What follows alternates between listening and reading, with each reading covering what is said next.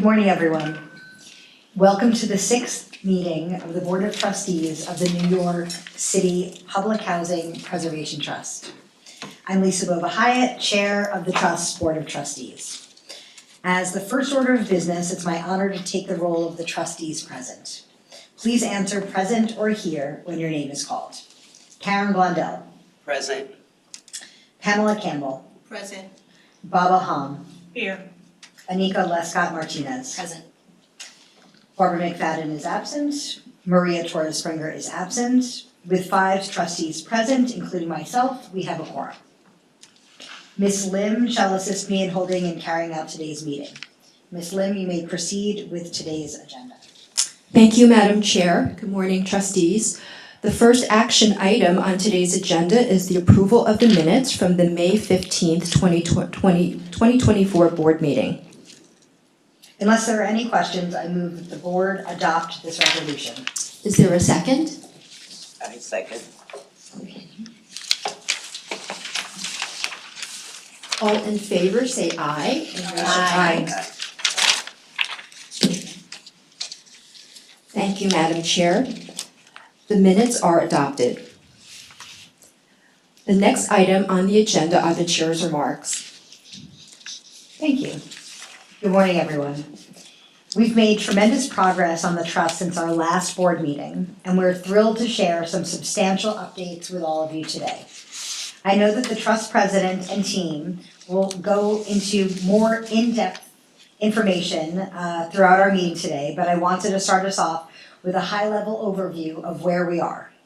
First, we've been hard at work advancing the pre-development process for Nostrand Houses and Bronx River Addition.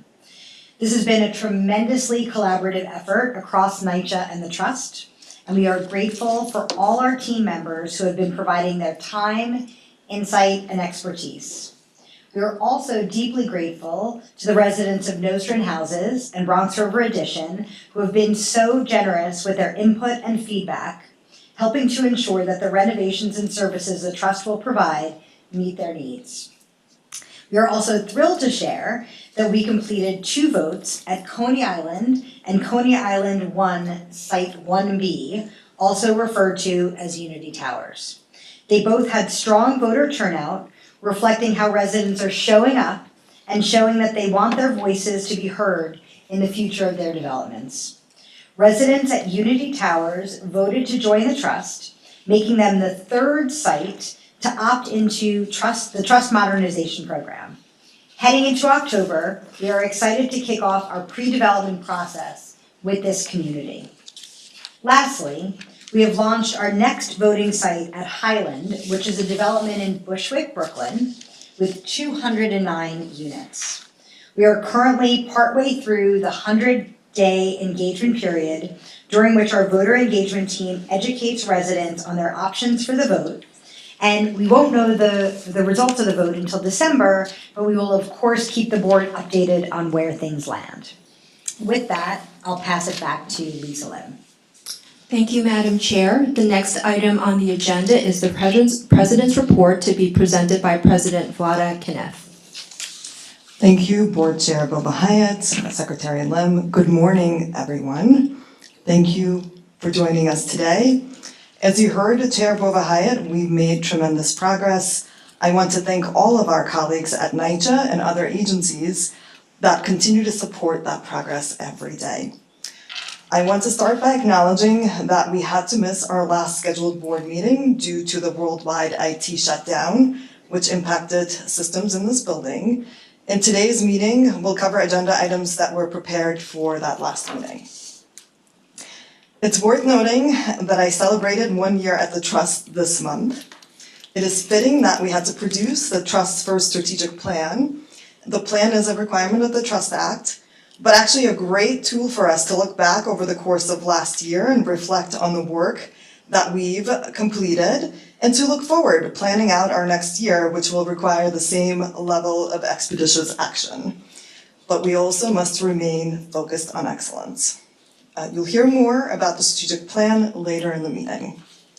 Next slide. Let's start off, and you heard from Chair, by recognizing that last month the residents of Unity Towers voted to join the New York City Public Housing Preservation Trust.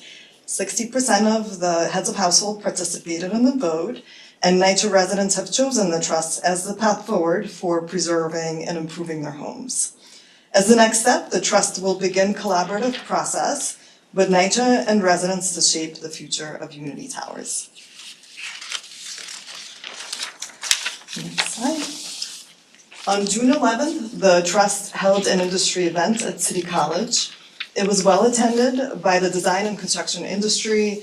Thank you, Deputy Mayor Torres Springer and Chair Boba Hyatt, for giving us your inspirational opening remarks. Given the trust priorities, it was great to see many primes connecting with MWPE's Section 3 business concerns, industry, as well as relocation decarbonization specialists. It was clear that the partnerships were being formed right in front of us. All right, subsequent to the event, multiple design build teams submitted proposals for both the Bronx River Addition and Nostrand houses through our first design build request for qualifications. This was also the first procurement to be launched using the Trust's new procurement portal, the Bonfire, marking a significant milestone in improving efficiency and transparency. The shortlist of design build teams for each site is expected to be announced next month. As part of the Trust's commitment to partnership and community-driven initiatives, residents at Nostrand houses were recruited. The Hyatt residents went through a specialized training on the Trust Community Priorities Survey and focused on resident engagement and survey techniques. Their work will directly inform the Trust, NYCHA, and future design build partners as they shape the modernization efforts at Nostrand houses. Notably, we hired 3 resident captains, each paired with 3 resident youth ambassadors, creating a multi-generational team to capture diverse perspectives from the community. They're pictured here, for the exception of Linda Fitzgerald, who has also recently joined the efforts. Right? We are also grateful to the Building and Construction Trades Council for working with us expeditiously to execute the project labor agreement. The project labor agreement covers all major rehab work that will be bid and contracted between now and the end of 2025. I'm really proud of this one. In the last month, the Trust has released a request for a proposal seeking firms to expand our alternative delivery capabilities. We are specifically looking for firms that can provide program advisory and owner representative services with a focus on developing processes and procedures for alternative delivery methods such as progressive design build, construction manager at risk, and construction manager build. Proposals are due October 7th, 2024, and anticipated notice to proceed will be by the end of the year. This RFP marks a significant step in expanding our project delivery capabilities, ensuring that the Trust is well equipped to manage and execute its capital project efficiently while embracing innovative approaches to construction and modernization. All right, since our last board meeting, the organization has entered 7 contracts totaling $2,990,000. These contracts include the following: 2 legal services contracts to help develop the Trust design build contract documents, 1 contract with a certified MWBE to prepare an application for historic designation for Nostrand houses to determine whether historic tax credits can be an additional source for the project, 1 contract with national expert in design build to shape the procurement at Nostrand and Bronx River Addition, 2 MWBE contracts for stakeholder and outreach, resident outreach, and finally, we executed a contract with DBC, the firm that developed the Trust website and other materials, and they helped with the production of the strategic plan that you will be viewing later today. Overall, we are fortunate to have a roster of experienced professionals, including many MWBEs.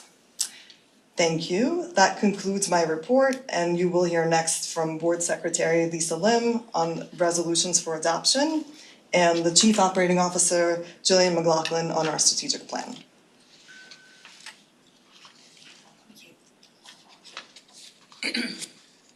President Kniff, thank you for the President's report.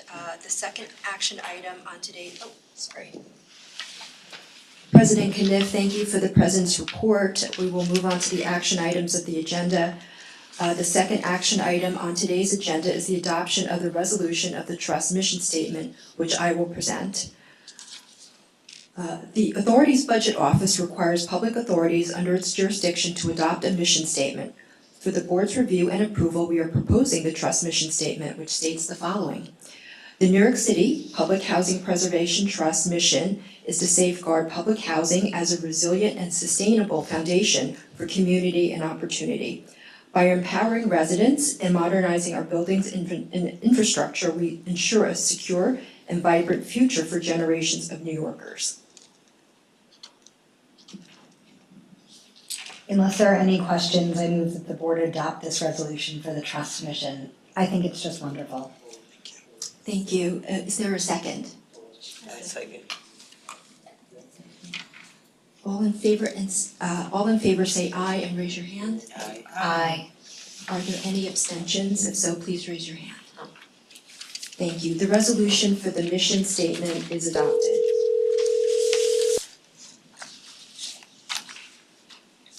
Thank you, Madam Chair. The third action item on today's agenda is the adoption of the resolution for approving the establishment of the Audit Committee, the Audit Committee's charter, and certain related bylaw amendments, which I will present.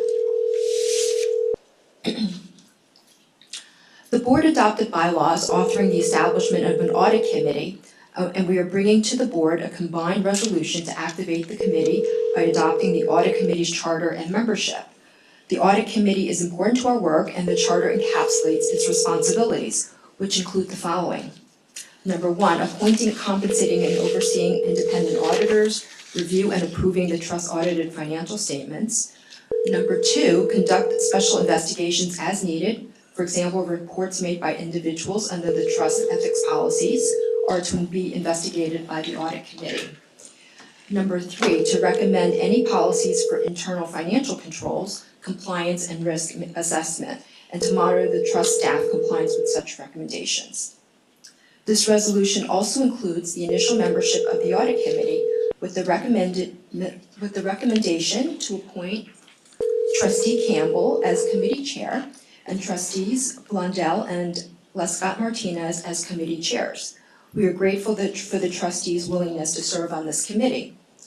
In addition, the Trust is also seeking, as part of a combined resolution, to amend its bylaws to reflect a new charter for the Audit Committee, and also to clarify the Trust's fiscal year and to make some language changes as necessary for consistency. Unless there are any questions, I move that the board adopt the establishment of the Audit Committee and the Audit Charter and certain related bylaw amendments. Is there a second? Second. All in favor say aye and raise your hand. Aye. Are there any nays or abstentions? Please raise your hand.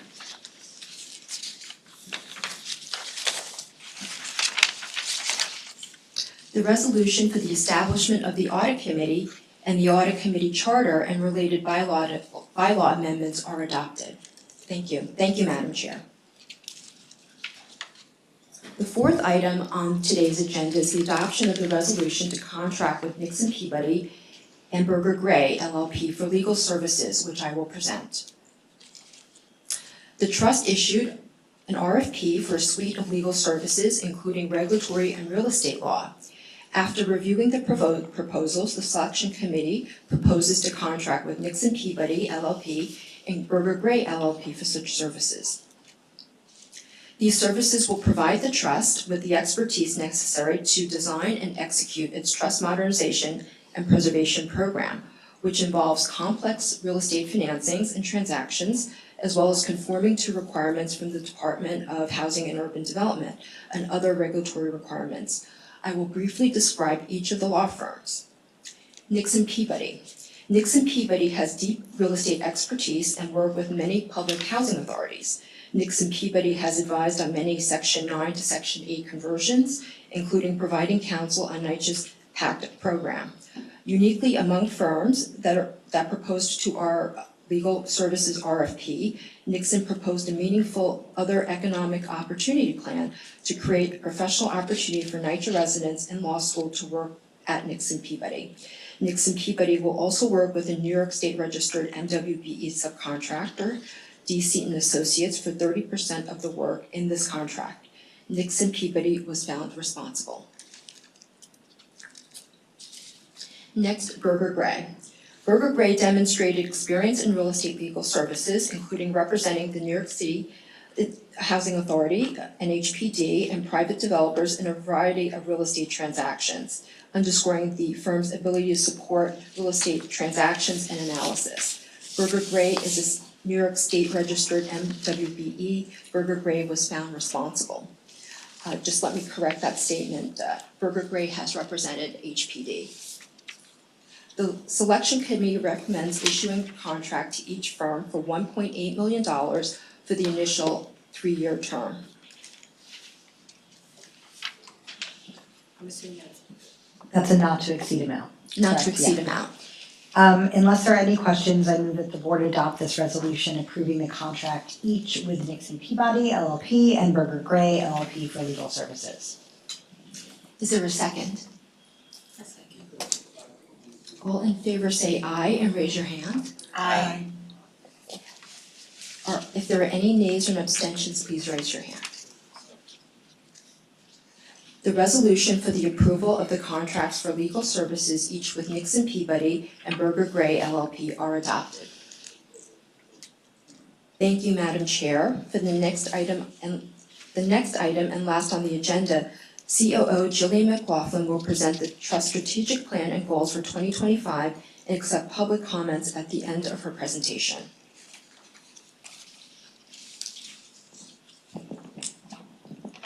Good morning. I'm pleased to present this item on the agenda. The Trust has released its draft strategic plan on September 3rd. The strategic plan is required under the Trust Act and will be submitted to NYCHA's board and the mayor's office as well. We've provided 31 days for the public to comment on the strategic plan with any written comments available to take on our website. We'll accept oral comments today, should anybody want to provide them, after the presentation of this item concludes. After collating feedback from the public and making any necessary revisions, including feedback from board members, we will come back to you and request a resolution at the next meeting to approve this Trust strategic plan. It is due to be finalized on November 29th.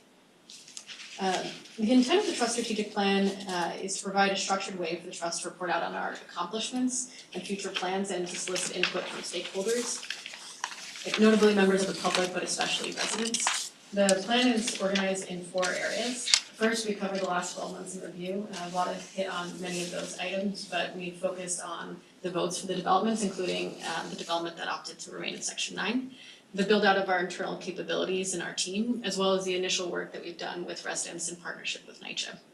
In the second section, we review our goals for 2025, including how we will continue to deepen our partnership with residents and be accountable to them, how we'll continue to build out and improve our operations, and our ambitions for excellent project delivery, both with NYCHA's team and as we build out our own capabilities.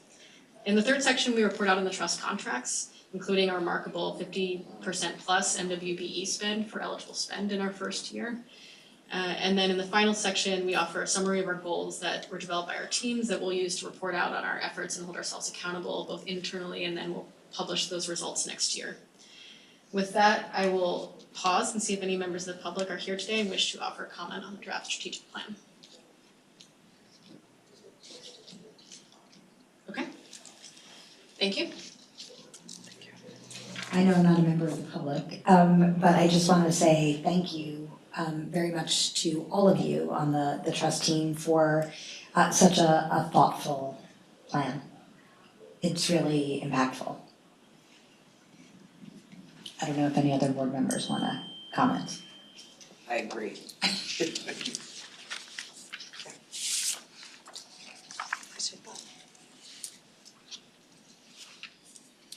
Okay, with that being said, I move that the sixth meeting of the Board of Trustees of the New York City Public Housing Preservation Trust be adjourned. Is there a second? Second. Okay, all in favor say aye. Aye. Are there any nays or abstentions? Please raise your hand. There being none, this meeting is adjourned at 10:55 a.m. and the live stream can end. Thank you, trustees. Thank you.